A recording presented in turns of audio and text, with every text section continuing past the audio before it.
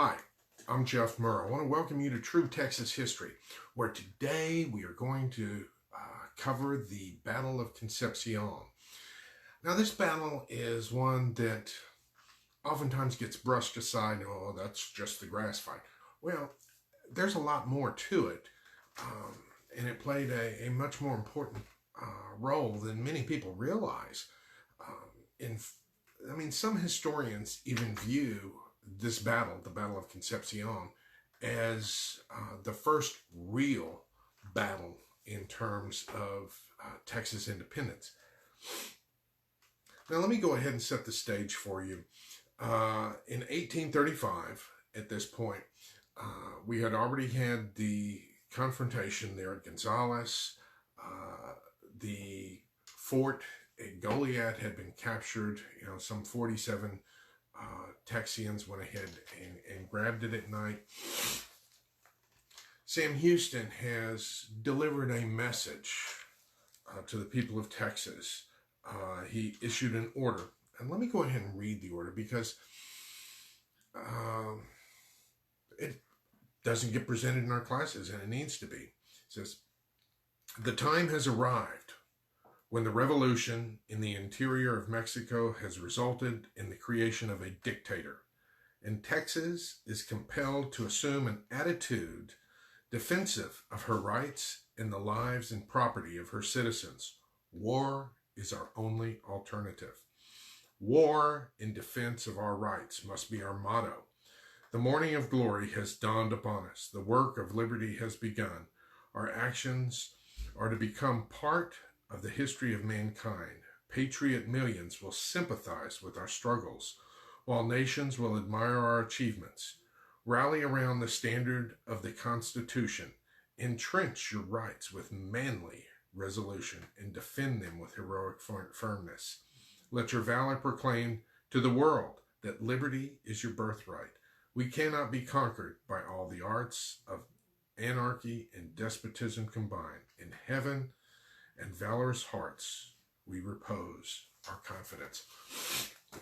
They should read that stuff to kids so that they understand the mindset of the people and the foresight of men like Sam Houston. Now, this will give you an idea as to the mindset of many of the Texians at that point. Now, the Mexican mindset at the time, they were of a different way of thinking. They believed, okay, Mexico has been under 250 years of occupation by Spain and these people from Europe. We need to throw those shackles off, and these colonists that we brought into Texas, they need to be grateful for what we have done. And they literally viewed them as being ungrateful for what was transpiring. So those were the two different mindsets that were going on at the time. Now, the Texas Army at the time of the Battle of Concepcion was about 700 men. And Austin was the commander-in-chief at that point. And Austin was in the process of finding a place for his army to camp. Winter was approaching. Back in those days, armies generally avoided fighting during the wintertime. And Austin and the main army were holding back, and he sent Fannin, it was Travis, he sent Fannin and Bowie to scout out a possible place for them to go ahead and camp. And they had with them, about 92 men, somewhere in that neighborhood. And they found a place at Mission Concepcion, which, about a mile and a half or so from the main square of the city. And they went there and they camped with that force on the 27th of October. Now, the next morning arrived, and the Texians heard gunfire They were awakened by gunfire. Now, fortunately, it was a foggy morning, and as the fog started lifting, they saw the Mexican troops were firing at them. Now, the Texians went ahead and responded to that firing with going ahead and opening fire themselves.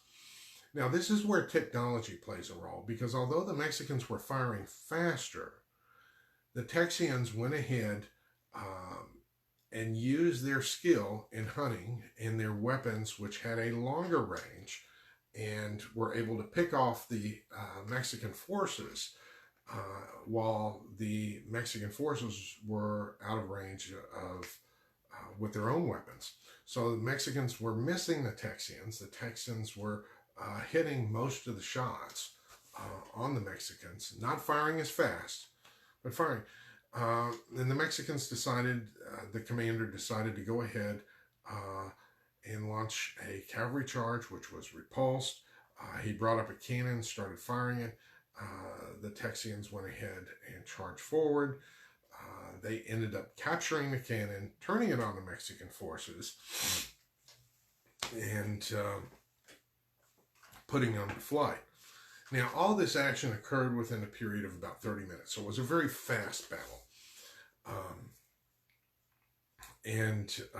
We retained the field. We had the cannon. We stayed there at the mission.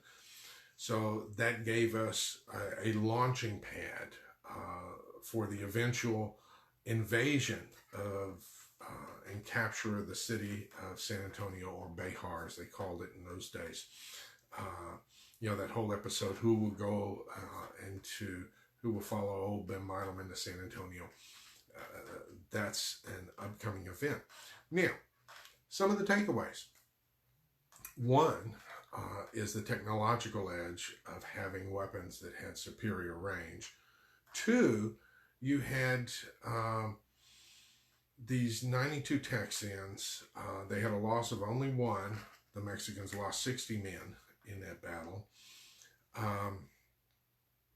But you had a bunch of farmers and volunteers that managed to put the Mexican army to flight, or this element of it, which gave them a lot of confidence. You know, it was one thing if you took a stand like Gonzales. There's another thing if you capture a fort at night like Collinsworth and the men at Goliad did. But to go head-to-head in combat with a professional army and prevail, that, you know, electrified the electric troops. I mean, the Texas troops. And it gave them some of the enthusiasm that they needed that led on to when they captured San Antonio. So those historians say this was the first major battle. Yes, it was the first head-to-head type of conflict like this. The farmers prevailed against the professional soldiers in a big way. You know, because with only losing one and the enemy losing 60, you know, in their mindset, God's on our side, you know, we're going to prevail. They needed that kind of confidence going into winter. So that's a Battle of Concepcion and the importance of it. I hope you enjoy it. I hope you pass it on to your children, pass it on to your grandchildren. Keep the story of Texas alive. So until next time, this is Jeff Murrah wishing you via con Dios. Have a great weekend, friends. Goodbye.